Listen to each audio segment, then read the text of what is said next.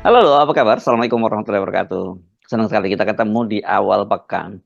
Dan sekarang awal pekannya ini juga cukup heboh. Dan yang membuat heboh itu, ya siapa lagi? Ini Pak Wapres yang sekarang sementara menjadi acting presiden. Kan?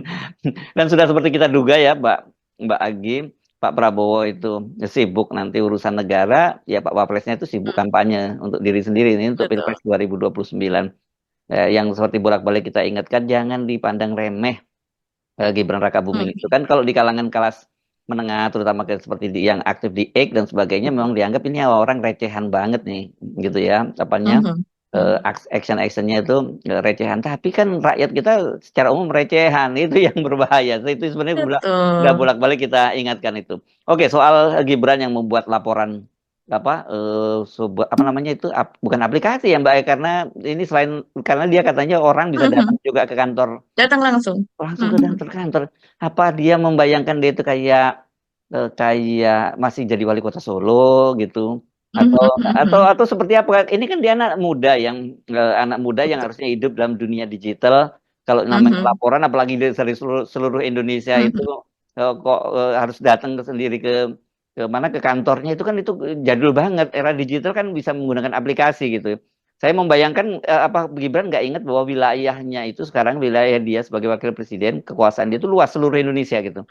Jadi apa maksudnya orang mhm. dari Papua kalau ada masalah juga harus langsung terbang ketemu dia dan sebagainya gitu. Terus terus kerjaan lain sebagai wakil presiden tuh ngapain kalau dia tiap hari? Ini karena tiap hari kan Mbak apanya Iya. laporan itu dia dia buka dan dia katanya Mhm. akan menerima mereka itu siap dari Senin sampai Jumat itu antara pukul 8 sampai pukul 14. Itu nanti yang akan kita bahas dan hal-hal lain yang dilakukan oleh Gibran yang menunjukkan bahwa dia betul-betul menjadikan posisinya sebagai wakil presiden itu untuk panggung kampanye menuju Pilpres 2029. Gitu kan Bagi ya? Betul. Hmm. Betul, betul. Kalau kita melihatnya sih demikian, Mas Irsu.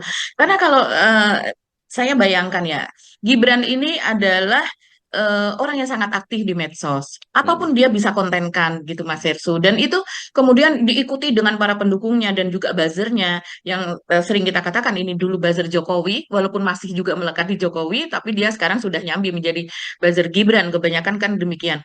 Walaupun ada seperti yang kita ada yang organik, ada yang tidak. Kita bisa Ya. lihat dari Hmm. kata-katanya yang template ataukah tidak Ya. gitu. Hmm. Tapi sebagai seorang konten kreator, Gibran ini kan konten kreator juga. Dia pasti membutuhkan visual begitu. Hmm. Dan visual itu hanya bisa didapat kalau seandainya orang berbondong-bondong datang Hmm. ke Hmm. kantor wakil presiden setiap harinya begitu kan. Hmm. Hmm. Kalau seandainya itu pengaduan itu hanya lewat aplikasi begitu Mas Herzul, itu kurang kurang greget begitu ya Hmm. kalau saya Hmm. melihat. Karena ingatan visual dan kemudian oh bagaimana hidup pikuk, apalagi ada wawancara, kemudian orang mengatakan saya datang dari mana, apalagi kalau di Hmm. situ isinya puja-puji. Saya sebetulnya tidak ada masalah, tapi saya hanya ingin bertemu dengan Mas Gibran, hanya ingin foto bersama Mas Gibran. Nah, itu kan yang bisa Hmm. digunakan sebagai apa ya, sebagai konten gitu yang Ya. pasti disukai oleh Gen Z yang Ya. malas mikir gitu. Ya. Dan Ya. kita jumlah Gen Z-nya banyak sekali begitu kan, Ya. Ya. hampir Ya. setengah apa namanya, makanya bonus demografi selalu dibilang bonus demografi. Sebenarnya sebenarnya omong kosong itu bonus Ya. demografi karena Ya. Generasi. sulit Ya. Ya. dengan Ya. kemampuan Gen Z yang seperti ini begitu dan itu terus dipelihara yaitu salah satunya dengan program ini Mas Hersu. Yes. Oke, tapi yang mengejutkan ternyata program ini justru sekarang digunakan oleh para penentang Gibran untuk merencanakan untuk melaporkan rame-rame kasus Fufu Fafa gitu. Katanya justru agenda pertama yang akan diterima laporan paling banyak dari Mas Wapres ini adalah soal Fufu Fafa. Betul, Ini betul, menarik betul. ya. Ya. Mhm. Iya Ya. ya, luar biasa memang apa sambutan dari program lapor Hmm. Mas Wapres ini ya Hmm. begitu. Hmm. Jadi Gibran dulu ketika masih menjadi wali kota di Solo, dia memang ada program seperti ini juga, lapor Mas Wali. Itu langsung ke bisa lapor langsung ke akun media sosialnya dia yang aktif ketika itu di X misalnya adalah Gibran tweet begitu. Tapi sekarang kita melihat sejak kasus Sufu Fafa itu juga sudah tidak aktif lagi. Ada akun Gibran Rakabuming Raka begitu, tapi itu adalah akun palsu begitu, disebutnya akun cloningan begitulah ya. Ya, Jangan ya, ya. jangan percaya dengan apa yang dicuitkan di situ begitu. Nah, biasanya kalau ketika dia masih menjadi wali kota itu, lapor Mas Wali itu tadi ya Mas Hersu itu bisa lewat aplikasi, bisa juga langsung ke akun media sosialnya dan biasanya ada yang menanggapi Ah, itu. Kita tidak tahu Gibran langsung ataukah admin gitu ya. Biasanya terus kemudian dimention kepada yang bersangkutan gitu. ya, ya. Tapi yang Anda sebut tadi itu, yang Gibran Raka Buming Raka terus dalam kurung news news itu tadi Mbak ya. Itu yang Anda sebut palsu tadi saya perhatiin, tapi kok dia memuat semua kegiatannya Gibran ya itu itu akunnya siapa sesungguhnya gitu.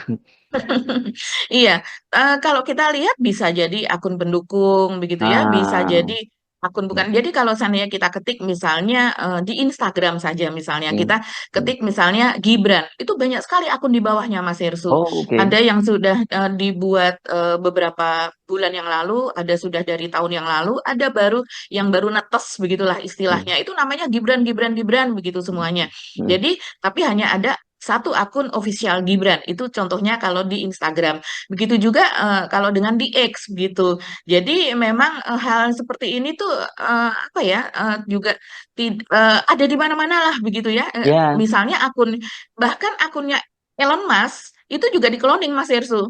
Dan oke. itu dibiarkan Ya, oleh Elon ya, Musk kalau di ya. X begitu. Ada seorang Mhm. sahabat juga yang mengingatkan kepada saya bahwa hati-hati Mas Erzulo, setiap hari membahas Mhm. Gibran itu justru bagian dari jadi Mhm. bagian yang mereka memang desain sejak awal begitu, termasuk yang Mhm. sering disebut sebagai blunder-blunder misalnya begitu. Betul. Itu Mhm. justru malah kesempatan buat mereka untuk terus menjadikan nama Gibran Mhm. sebagai perbincangan jadi dia akan menjadi Mhm. semacam apa ya trending Trending topiknya topik ya begitu. gitu. Mhm. Dan itu yang memang katanya sedang dilakukan oleh timnya Gibran, itu juga berhasil pada eranya Pak Prabowo, Pak Jokowi gitu. Tapi yang paling Mhm. penting tentu kita mengingatkan pertama tentu saja pada Pak Prabowo dan timnya yang kalau masih mau maju pada Pilpres 2029 juga buat mereka-mereka yang akan berkompetisi dengan Gibran pada tahun 2029. Sekarang ingat bahwa Gibran itu sudah mulai bekerja sejak bahkan sebelum hari pertama dia jadi wapres, sebelum terpilih jadi wapres sudah bekerja untuk menuju Pilpres Mhm. 2029. Ini memang betul-betul apa ya musibah lah ya buat kita. Kemudian punya seorang wakil presiden dan udah kelihatan sekali bahwa dia tidak akan bekerja untuk kepentingan rakyat, tapi lebih bekerja untuk kepentingan agenda politik dia, yakni mewujudkan politik dinastinya Jokowi. Ya, memang betul Mas Ersu. Kita kembali ke yang tadi ya, Mas Ersu Hmm, bilang bahwa justru lapor Mas Wapres itu tadi hmm. menyebabkan banyak orang ingin melaporkan Gibran gitu. Dan itu Yang benar Mas melaporkan Ersu. Ini Fufu saya Fafa, buka bukan melaporkan gitu. melaporkan Ah, Fufafa iya, yang iya, sembilan iya, puluh sembilan iya. koma sembilan persen Hmm, hmm, adalah Gibran gitu ya dikatakan oleh Rew Suryo. Nah ini misalnya saya membuka akunnya Detikcom ya hmm, di X gitu. Dia sebetulnya memberitakan tentang hal ini yaitu bahwa Wakil Presiden mengumumkan membuka aduan langsung untuk seluruh masyarakat di Istana Wapres.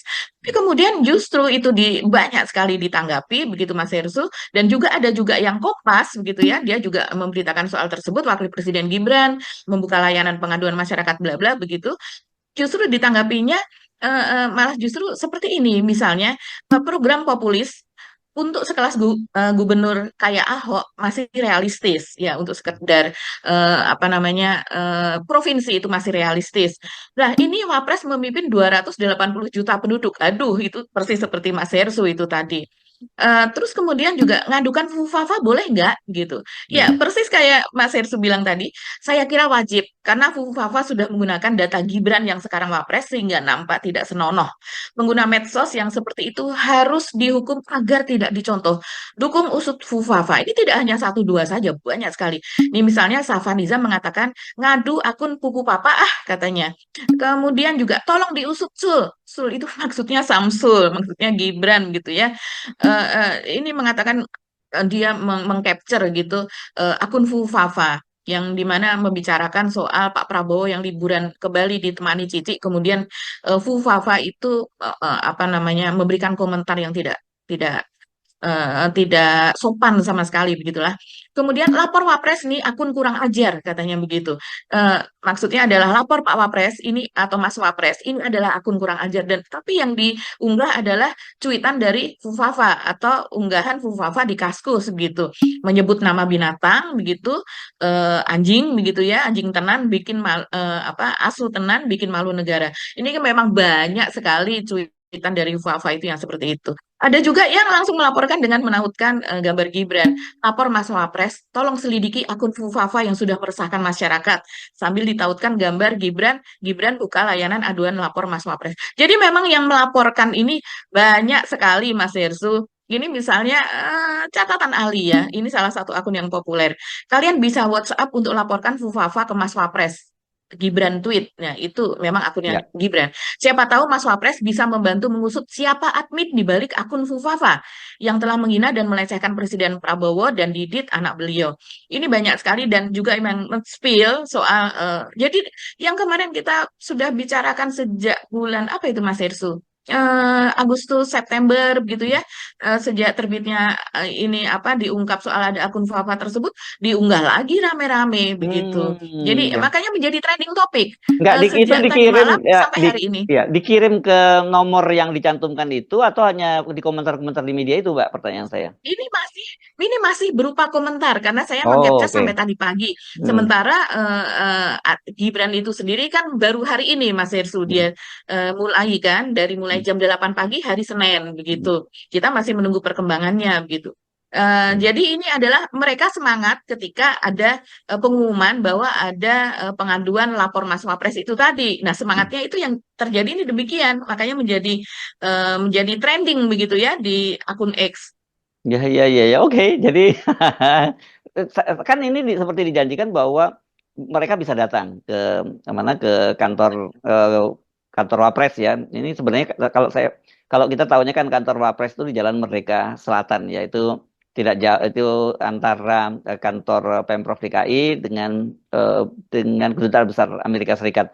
Tapi rupanya nanti ini mereka akan ditemuinya itu tidak di Jalan Merdeka Selatan tapi di Jalan Kebon Sirih. Ini karena kantor Wakil Presiden ini memang tembus ya kalau mungkin buat Anda warga yang bukan warga Jakarta ini dia yang satu yang menghadapnya itu ke Monas, tapi kemudian pintu belakangnya itu sampai ke Jalan Kebun Sirih. Jadi nanti buat Anda yang mau mengadu ke Mas Wapres ini lewat pintunya lewat pintu Kebun Sirih. Jadi saran saya teman-teman yang mau mengadukan Fufu Fafa jangan hanya lewat eh, eh, lewat WhatsApp saja, tapi rame-rame datang ke kantor Wapres gitu untuk mengadukan soal itu. Fufu Fafa kan menarik juga ini secara visual kalau ada orang yang mau mengadukan soal Fufu Fafa ke Gibran Rakabuming kemudian nanti diterima atau tidak oleh oleh Wapres kan. Lagi bisa dilakukan semacam itu, Mbak Agi. Iya, saran Mas Hersu itu juga apa namanya sudah Hmm. terpikirkan juga Mas Hersu. Saya Oh juga gitu. melihat nih. Jadi Oke. iya betul. Hmm. Hmm. Jadi banyak sekali kan masalah yang bertebaran ya Hmm. sebetulnya di media-media begitu kan. Setiap hari itu sebetulnya banyak sekali masalah gitu yang seharusnya kalau Wapres ini membaca berita dia Hmm. pasti tahu begitu. Taruhlah dia trending kriminal misalnya, trending masalah sosial dia buka itu di Google akan keluar itu semua masalah sehari-hari. Nah, ini yang ada di X misalnya, saya bacakan. Ada yang menulis seperti ini Mas Hesu. Ini betul-betul menyedihkan. Dan kita bisa melihat bagaimana masalah-masalah yang ada itu tidak digubris di masa bapaknya Gibran, yaitu di masa Pak Jokowi. Tapi kemudian Gibran sekarang membuka agar rakyat itu mengadukan masalahnya. Padahal hampir setiap minggu, setiap hari itu masyarakat sudah mengadukan. Misalnya ini, aksi Kamisan sudah 836 kali ngadu. Kita tahu ada aksi Kamisan dari korban apa namanya? Korban Trisakti pada tahun 98 ya Mas Herusul. Dan ini artinya 836 kali kalau itu setiap Kamis dikalikan 7 hari itu sudah berapa tahun? Dan bertahun-tahun. Coba itu aja dibantu diselesaikan Mas Wapres. Masyarakat Papua menolak food estate dan transmigrasi. Dengerin itu dulu, Mas Wapres. Perampasan lahan adat yang di backing pemerintah di mana-mana.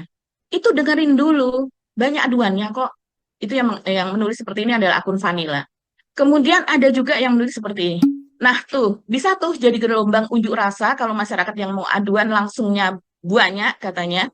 Kira-kira di barikade pagar kawat berduri nggak ya kalau yang datang banyak? Katanya.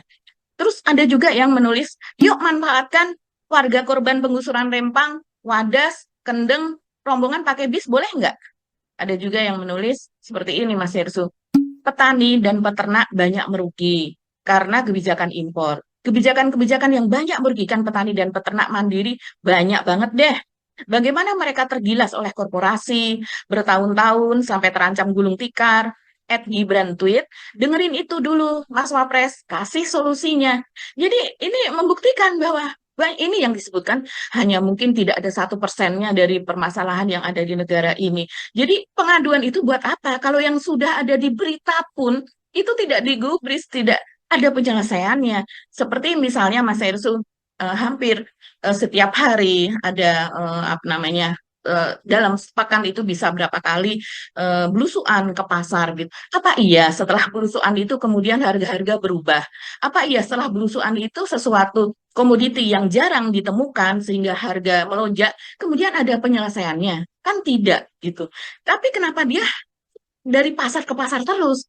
Padahal banyak sekali masalah, misalnya korban judol, kemudian banyak sekali perceraian. Salah, itu sebenarnya perceraian ada di Jawa Timur juga melonjak, di Jawa Barat melonjak. Tapi kita lagi-lagi pakai yang apa namanya yang bikin kita miris adalah kasus di Cianjur misalnya. Itu dari sekian ribu, itu sekian persennya banyak sekali akibat dari judol. Jadi karena suami yang main judol sehingga akhirnya istrinya apa namanya menggugat cerai. Nah, cobalah sekali-kali ke pengadilan agama berbicara dengan para istri yang menjadi korban tersebut, yang kadang mereka juga membawa anaknya, anak kecil, karena untuk mengurus perceraian itu tidak bisa meninggalkan anak. Mereka ini kan orang-orang yang tidak punya, Mas Hersu, orang miskin yang harus didengarkan. Kenapa harus mendengarkan yang cuman di pasar, kemudian, oh ya saya beli, silakan sekilo, 2 kilo, terus kemudian dikasih ke pas pampresnya. Itu kejadian yang seperti itu yang mendongkrak, sekali-sekali seriuslah begitu kan mendengarkan memang rakyat ini apa mengeluh apa atau kemudian mereka korban penggusuran nggak usah jauh-jauh di program bapaknya di IKN itu kan ada program-program penggusuran yang sampai sekarang masih mereka masih ada yang bertahan atau bahkan sudah ada yang pindah tapi mereka pindahnya ke rumah saudara karena belum bisa menemukan akibat dari ganti rugi yang tidak seberapa mereka menemukan tempat baru membeli rumah dan kemudian membeli lahan baru itu sulit gitu itu kan bisa didengarkan begitu ya tapi tampaknya hal itu memang tidak menjadi agenda dari wakil presiden. Nah, itu yang banyak kemudian disorot oleh masyarakat, Mas Hersu. Oke, jadi ya seperti kita sampaikan ini betul-betul bagian dari strategi kampanye lah. Itu untuk Ya. yang Anda sebut tadi itu bahwa kemudian nanti akan dikapitalisasi di media sosial Mhm. sama buzzernya karena hampir dapat kita pastikan ini kan infrastruktur politiknya Pak Jokowi itu mulai dari yang disebut oleh tadi itu para buzzer, kemudian Mhm. terus tim apa digitalnya ya, kemudian juga Mhm. soal lembaga surveinya itu kan semua masih masih eksis gitu dan ini tinggal Betul. tinggal di apa pindahkan saja ke Gibran ini gitu dan itu mereka yang langsung Mhm. bekerja.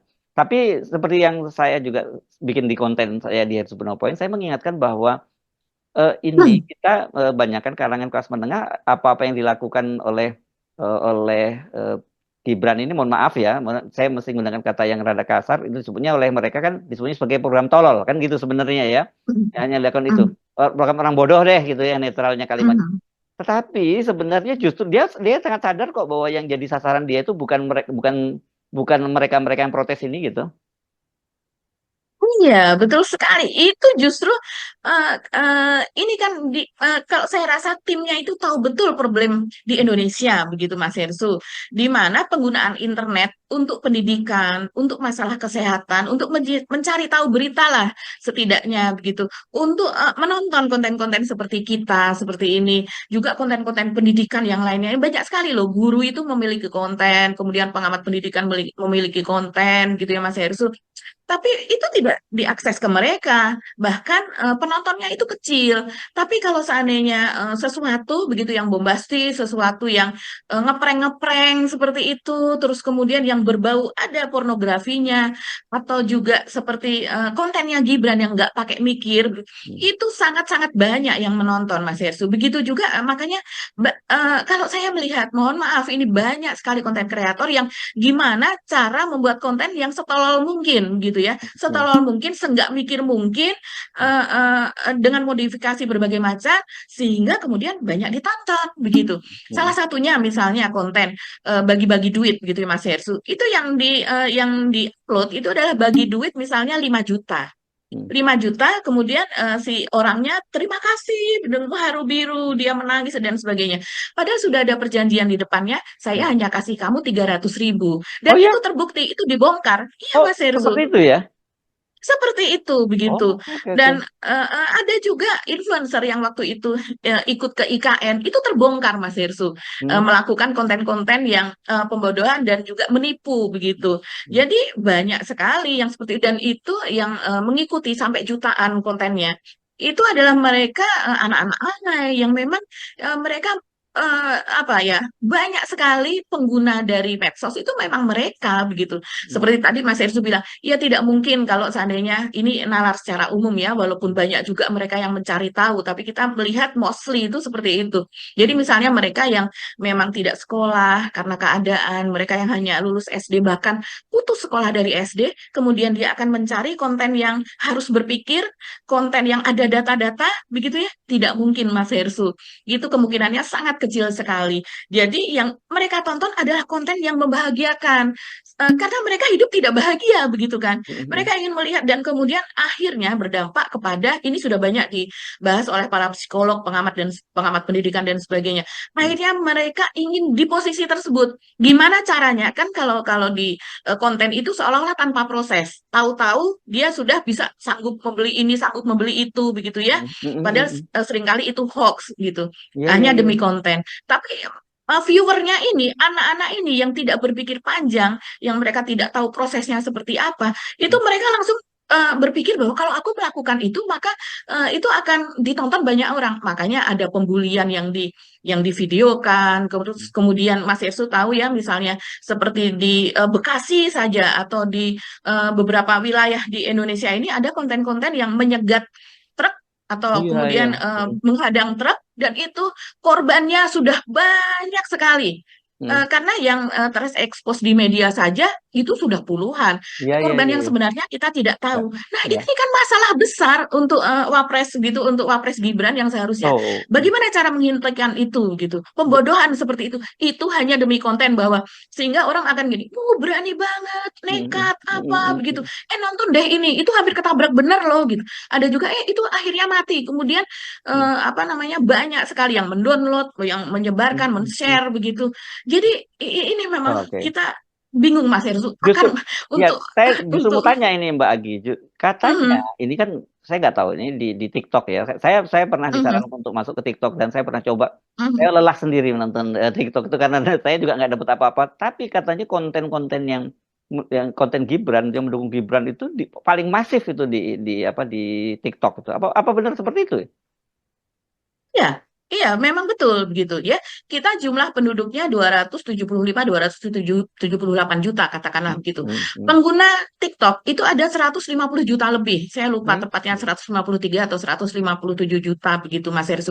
Di Hmm. Amerika saja itu Hmm. pengguna TikTok sekitar 120 juta. Kita jauh lebih besar Mas Hersu. Hmm. Karena pengguna TikTok begitu di Indonesia ini kebanyakan ya mereka yang memang pendidikannya kurang. Sangat Dan berbeda.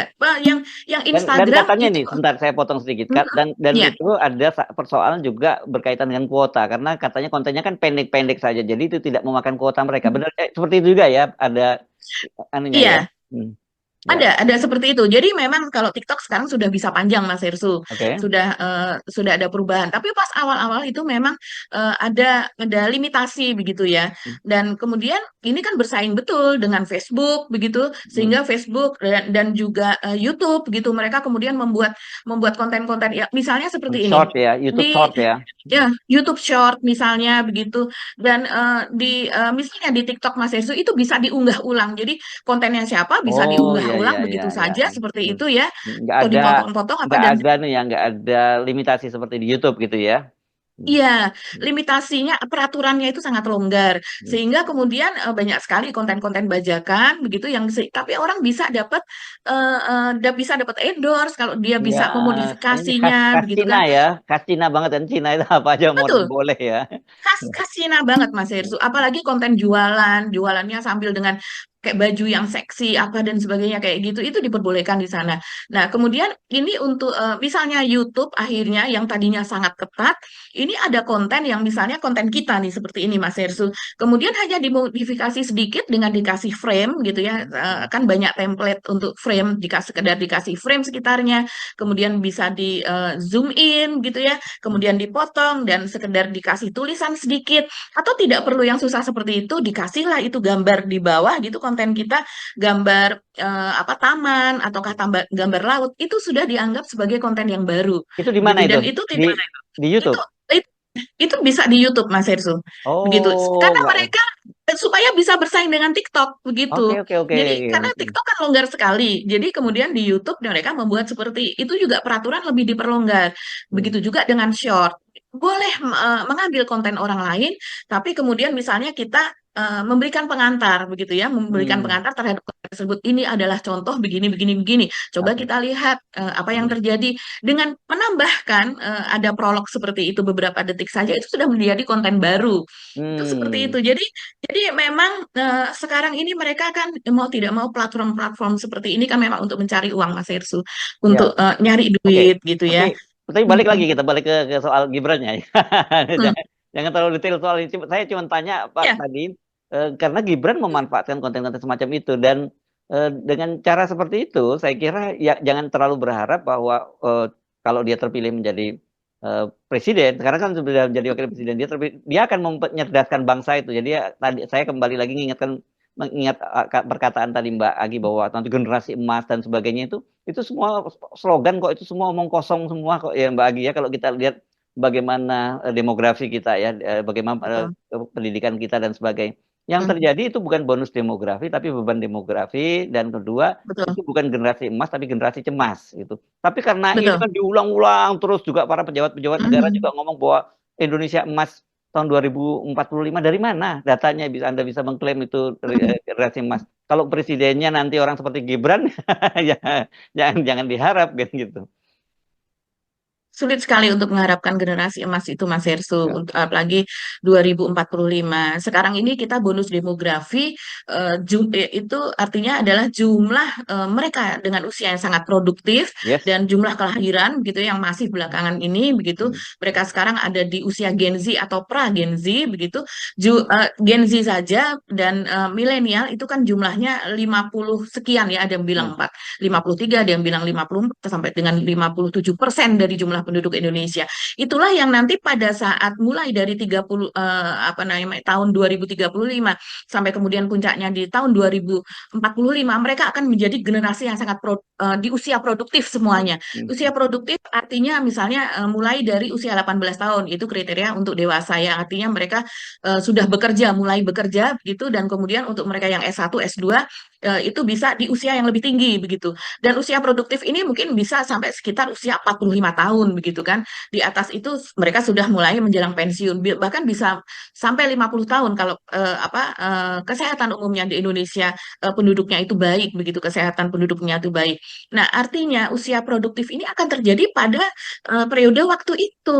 Nah, sementara mereka sekarang yang 50% lebih tadi, mungkin 54%, 56% ini Gen Z, milenial dan pra Gen Z ditambah pra Gen Z sekarang ya Mas Hersu karena Hmm. 2029 nih sekarang yang usia 15 tahun saja sudah nyoblos begitu kan. Hmm.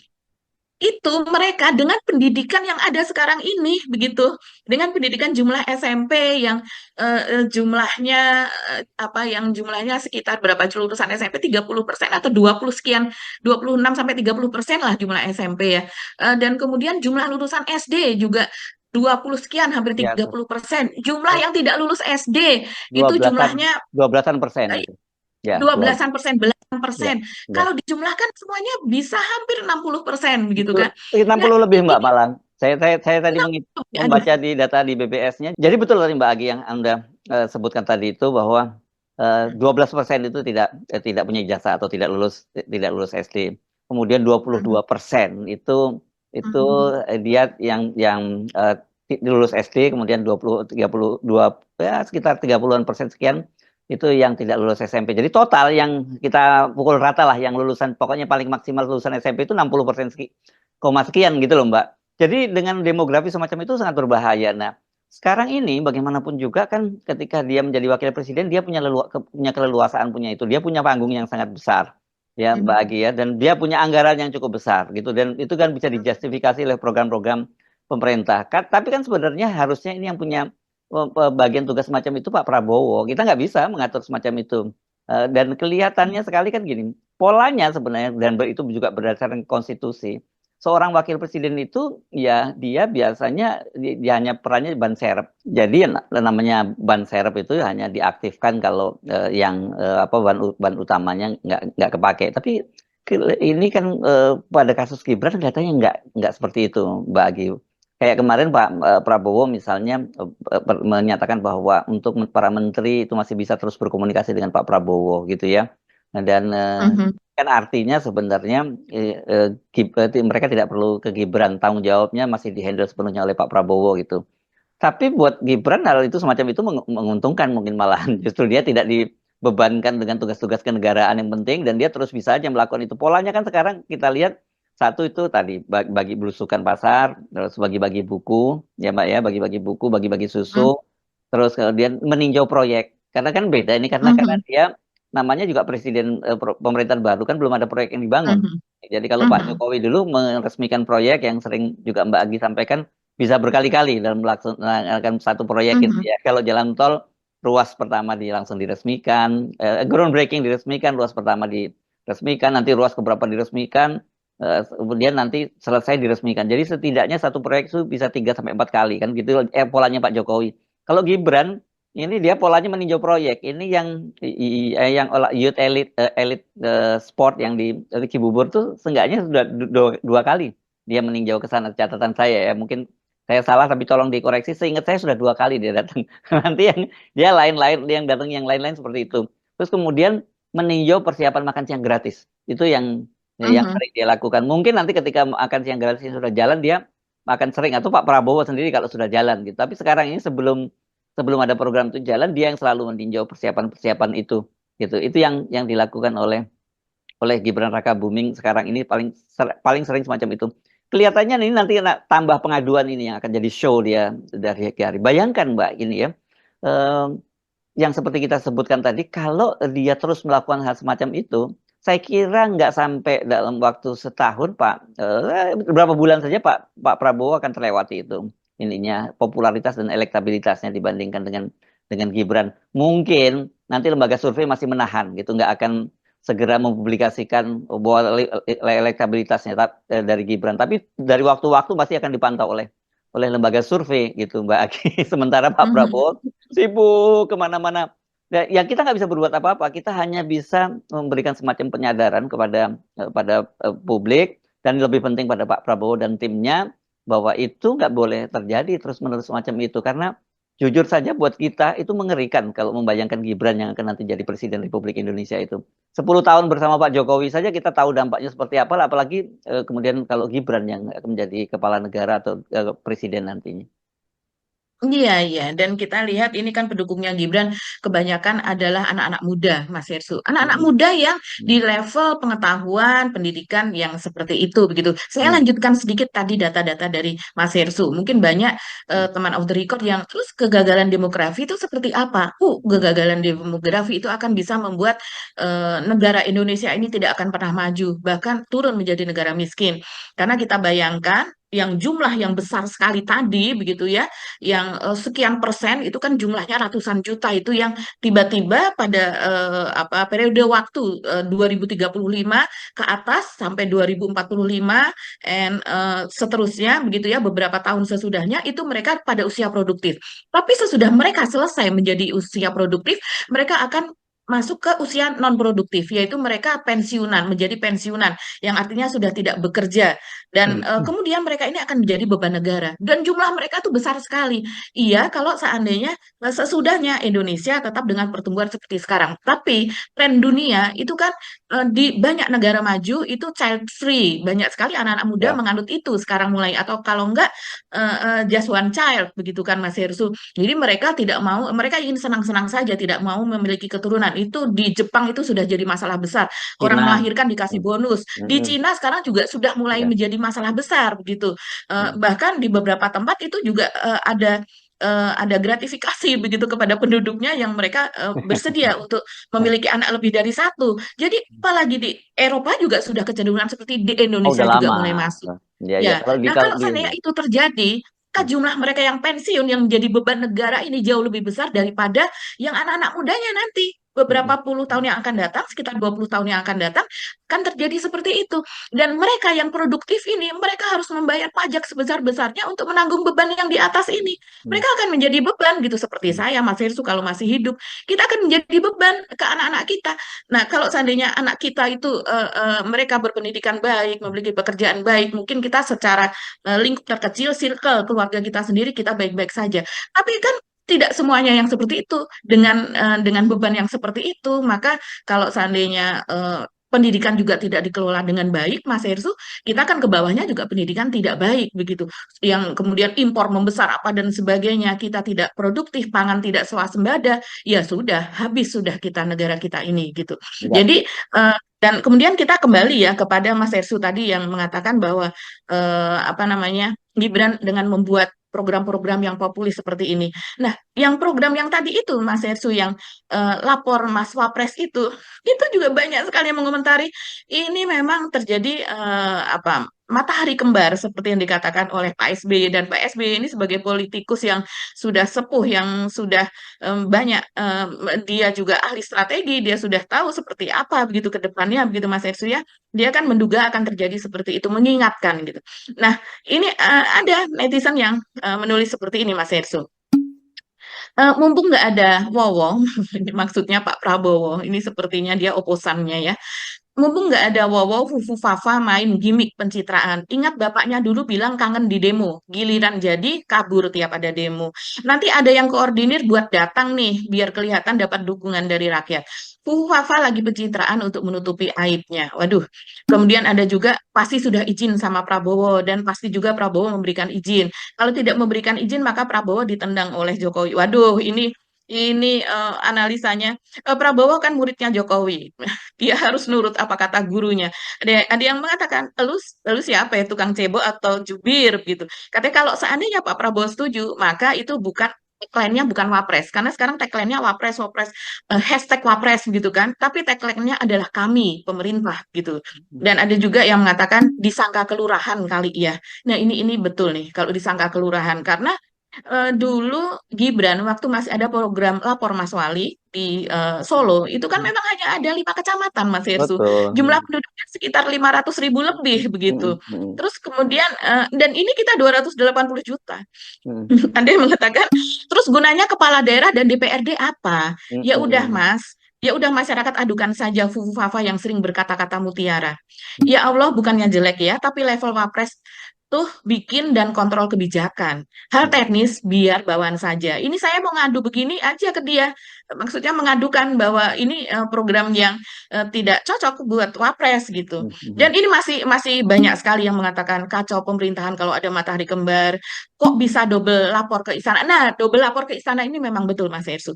Gimana gimana tuh? Karena pada tahun 2022 itu ada pengumuman dari indonesia.go.id. Kalau kita melihat apa namanya websitenya indonesia.go.id, artinya ini go government begitu. Hmm, Artinya hmm, ini website resmi pemerintah. Dan di situ diunggah. Ini saya buka websitenya ya. Ini pada hari Selasa 9 Agustus 2022 dan judulnya adalah Bagaimana Cara Mengadu ke Presiden.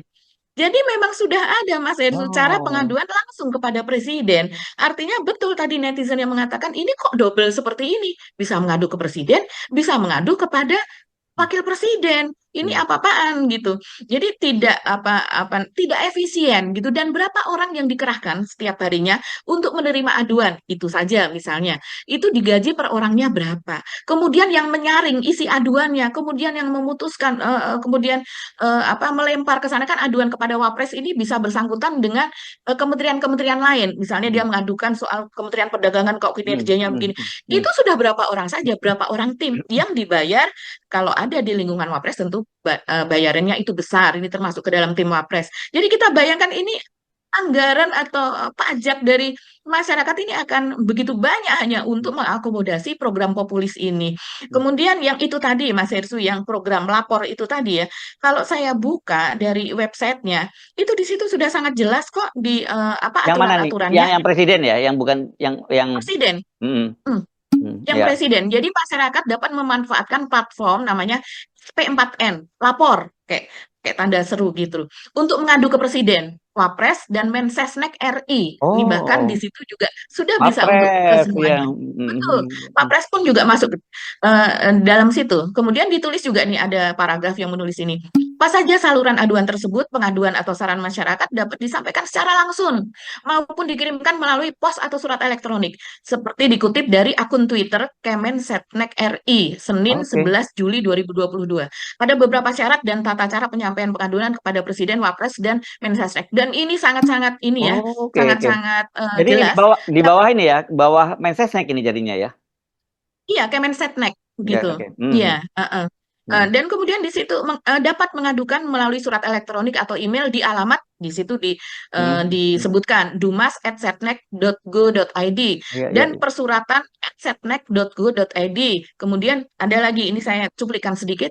Pengaduan masyarakat disampaikan secara tertulis dengan mengikuti format dan ketentuan sebagai berikut. Ini kalau pengadukan tertulis.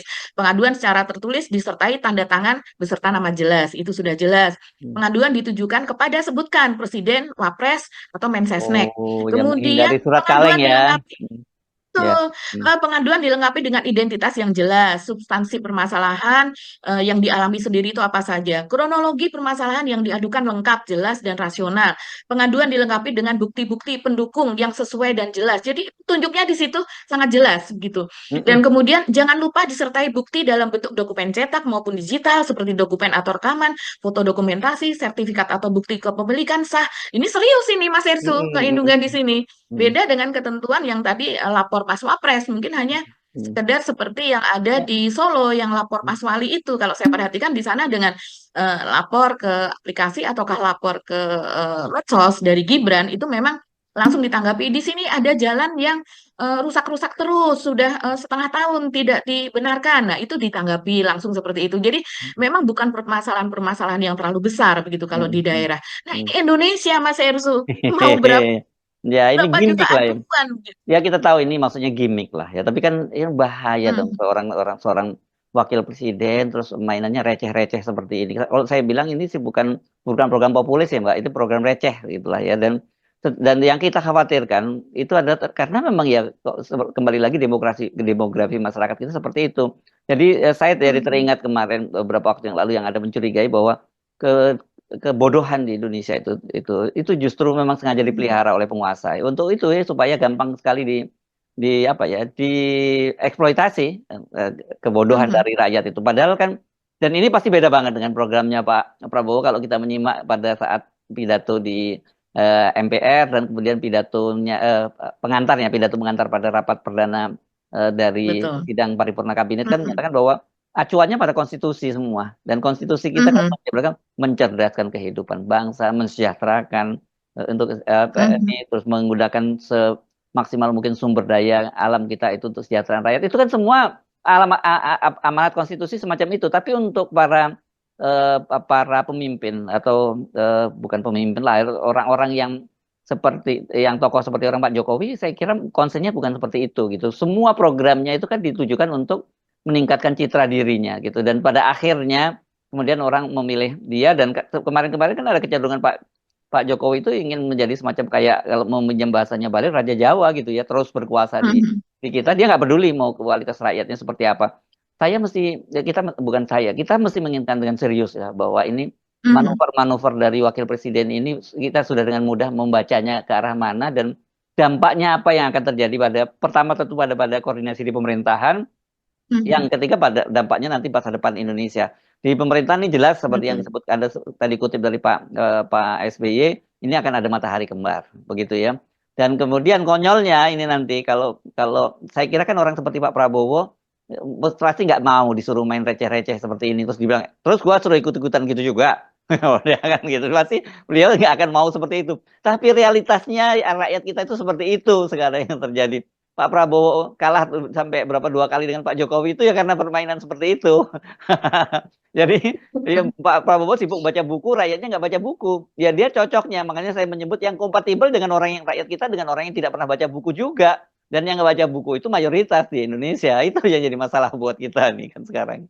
Hmm. Iya ya memang betul. Kalau kita melihat gebrakan Prabowo ini baru berapa pekan berkuasa gitu Mas Hersu ya, seperti pembubaran Satgas Cipta Kerja begitu Yes. kan. Terus kemudian ya kalau dari struktur apa namanya kementerian atau kabinet begitu kan juga dia langsung dan itu ada apa keputusan presidennya begitu kan seperti misalnya Kementerian Keuangan langsung di bawah dia dan kemudian struktur yang di bawah Kementerian Keuangan itu sendiri juga dibuatkan struktur yang baru, jadi tidak seperti yang kemarin gitu.